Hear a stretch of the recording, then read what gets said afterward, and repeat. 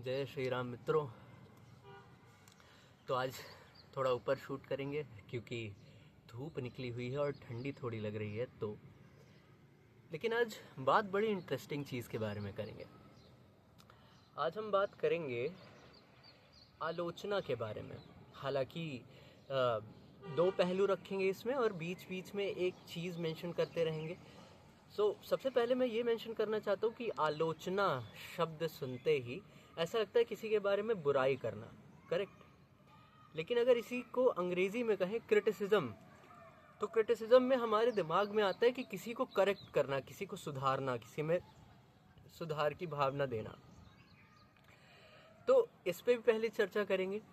और एक और चीज़ कि आलोचना हमेशा बुरी नहीं होती, ठीक है। एक किताब है, एक किताब में बहुत अच्छे तरीके से बताया गया है कि अंग्रेजी में कि criticism should be like rain, gentle but nourishing.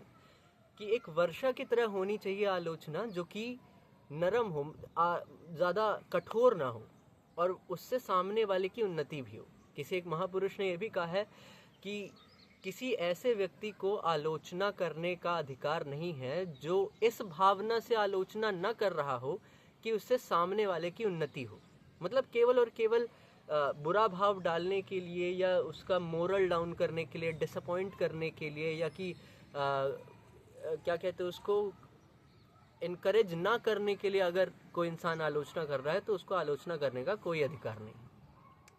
तो फिर आलोचना करने का अधिकार स्वभाव सी बात है, स्वाभाविक बात है कि उसको होना चाहिए जो कि आपके हित में बात करता है। जैसे कि आपके जो सच्चे मित्र हैं, मित्र पे भी हम कभी चर्चा करेंगे कि मित्र होता कैसा है और होना कैसा चाहिए। परंतु ये चीज़ कि ऐसे व्यक्ति जो कि आपकी उन्नति के बारे में सोचे, जो कि आपके गलत होने पर आपको करेक्ट तो करें, लेकिन इसलिए करेक्ट करें या इसलिए आपकी आलोचना करें पीठ पीछे नहीं, आपके सामने, ताकि आप ज़्यादा बेहतर तरीके से उसमें ग्रो कर पाए। सिंपल।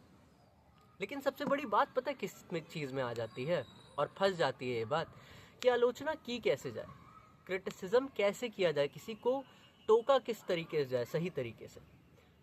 और इसमें ही कई लोग फंसते हैं, क्योंकि कई बार ऐसा होता है ना कि हम किसी को सही चीज़ के लिए कह रहे हैं और सामने वाला बुरा मान जाता है, और जिस हेतु से, जिस उद्देश्य से, जिस मोटिव से हम उसे करेक्ट कर रहे थे वो बात उस तक पहुंची ही नहीं। वो बीच में ही उसने टोक दिया कि अरे मत बताओ ये वो, क्योंकि उसको बुरा लगने लग गया। ये चीज़ बड़ी रियल है, ये होती भी है। मैं भी इस चीज़ में बहुत ज़्यादा फंसता था।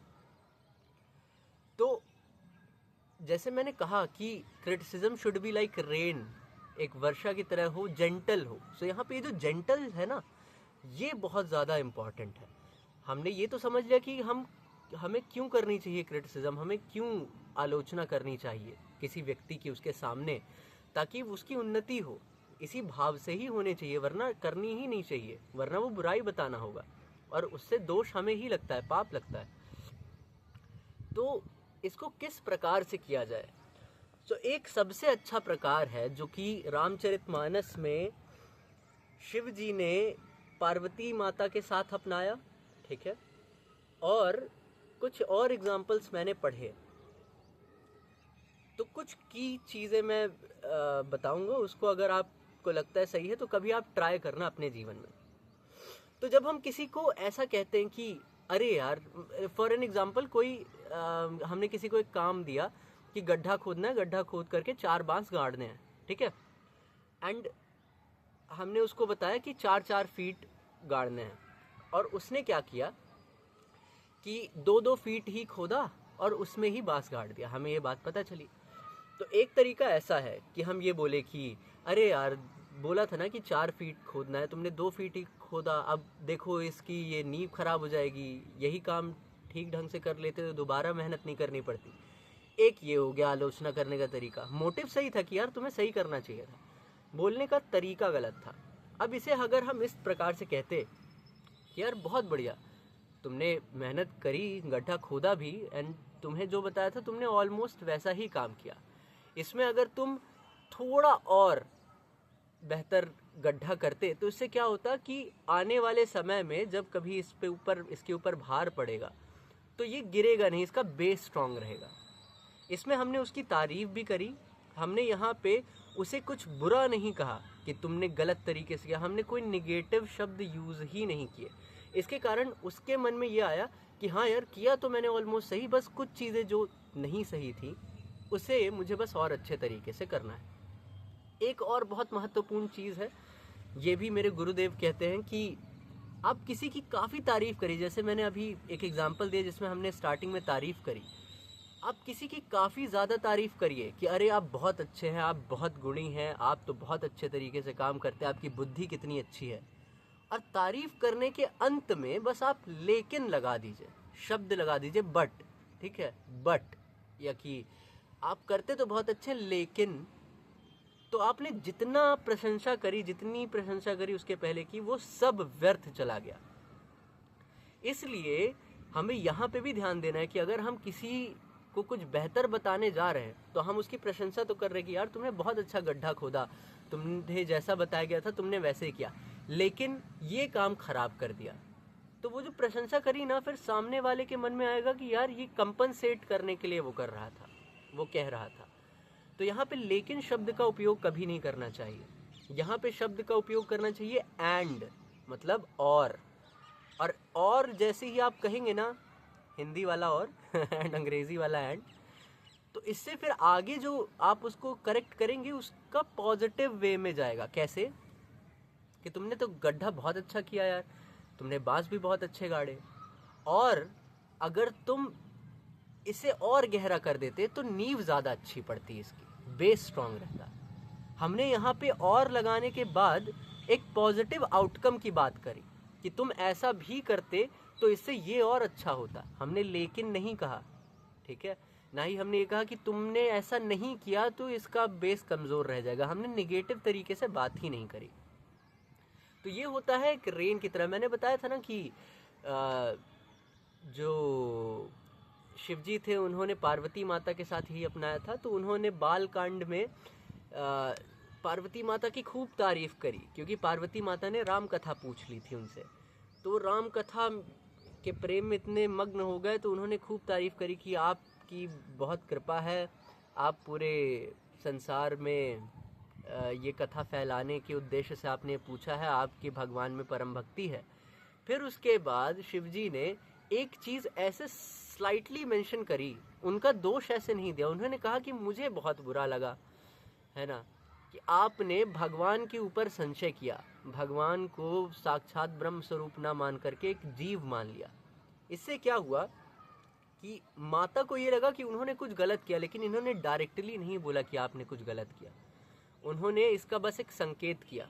कल मैं इसी को पढ़ रहा था, तो किसी की मिस्टेक को आप इनडायरेक्टली मेंशन कर सकते हैं और वो उस चीज़ को समझ जाएगा। जैसे एक उदाहरण मैं कल ही पढ़ रहा था कि एक जगह पे नो स्मोकिंग का बोर्ड लगा हुआ था, एक दुकान में जहाँ पे कर्मचारी काम करते थे वहाँ पे नो स्मोकिंग का बोर्ड लगा था।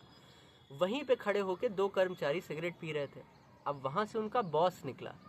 बॉस के पास पूरा हक है ना कि वो जाए और कहे कि तुम्हें दिखाई नहीं देते ये साइन, तुम्हें यहाँ पे पीना नहीं चाहिए, मैं तुम्हारी जॉब ले लूँगा, ऐसी सारी चीज़ें। लेकिन बॉस ने क्या किया, बॉस गए और जा करके उनको एक एक सिगरेट और पकड़ाई और कहते हैं कि आप ये ले लीजिए और मुझे बड़ी खुशी होगी अगर आप इसे बाहर पिएंगे। तो वो जो कर्मचारी थे उन्हें अपनी मिस्टेक समझ में आ गई, तो अगली बार से वो वहाँ खड़ा होना उन्होंने बंद कर दिया और वो बाहर जा कर के सिगरेट पीने लग गए।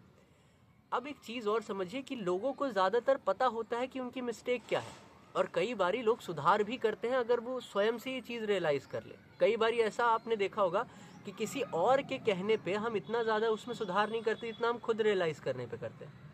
इसी प्रकार से अगर सामने वाला व्यक्ति कुछ गलत कर रहा है और आप उसको डायरेक्टली उस मिस्टेक के लिए दोषी ठहरा देंगे, तो वो उस पर बहुत कम चांसेस हैं, बहुत कम ही लोग ऐसे होते हैं जो क्रिटिसिज्म डायरेक्ट भी अपने ऊपर ले सकते हैं और बिना ऑफेंड हुए, बिना उस चीज़ का दोष माने, बिना बुरा फील किए।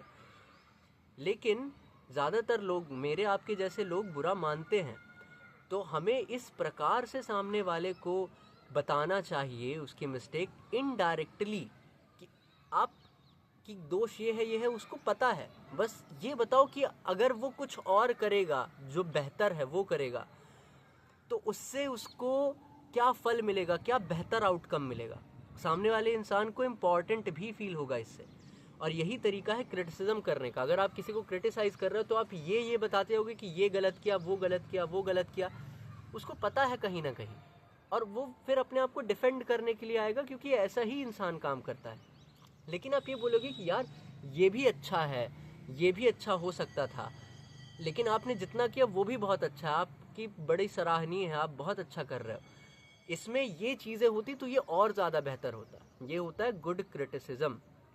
इस प्रकार से अपने प्रियजनों से आप दूरी नहीं बनाते, क्योंकि कई बार ऐसा होता है आप अपने प्रियजनों के हित के लिए कुछ बेहतर बताने की कोशिश करते हो, बस आपका तरीका थोड़ा ऐसा रहता है जिससे उन्हें बुरा लगे या कि वो डायरेक्टली अटैक्ड फील करे कि उनके ऊपर प्रहार किया जा रहा है, उनकी मति पे, सोच पे, तो वो फिर उसे बेहतर नहीं करते और आप दोनों में ही दूरी बन जाती है।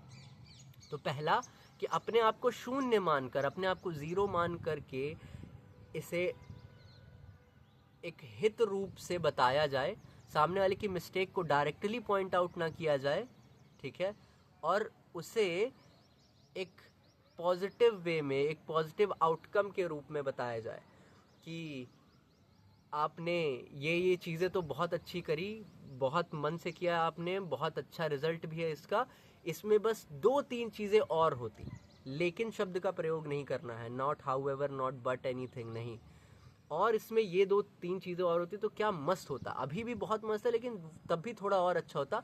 अगली बारी अगर आपको लगे अपने विचार से तो करिएगा, बाकी अभी भी बहुत अच्छा है।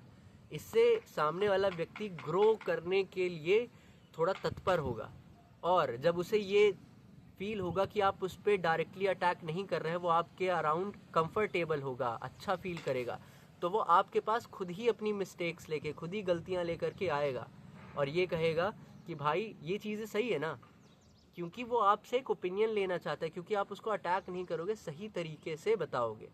करेक्ट।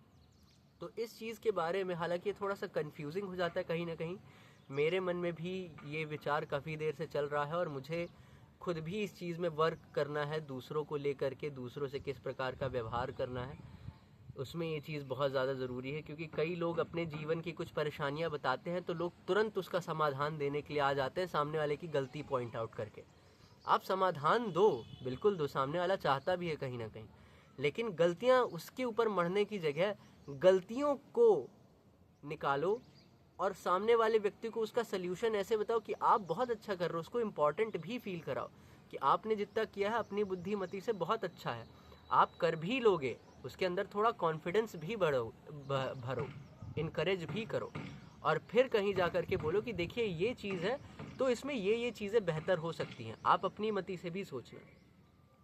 हालांकि काफ़ी ज़्यादा इम्पॉर्टेंट चीज़ है, मुझे भी अपने जीवन में लानी चाहिए, पर हाँ, इस चीज़ के बारे में ही आज बात करनी थी, क्योंकि मैं जब अभी इस चीज़ के बारे में पढ़ रहा था तो मुझे ये चीज़ फील हुआ कि मैं जानता हूँ इस चीज़ के बारे में, लेकिन मैं इसे अपनाता बहुत कम हूँ, बहुत कम। जब मेरी बुद्धि स्थिर रहती है तभी बस होता है, वरना कभी नहीं हो पाता। तो आज का प्रकल्प भी थोड़ा लंबा हो गया, पर ठीक है, भगवान की कृपा है। लेकिन remember, criticism should be like rain, gentle but nourishing, ठीक है। मेरे सा और शाह में साला दिक्कत हो जाती है यार, बड़ी दुख है, काका आगा पढ़ना पड़ेगा बट एनीवेज, चलिए चलते हैं। जय श्री राम।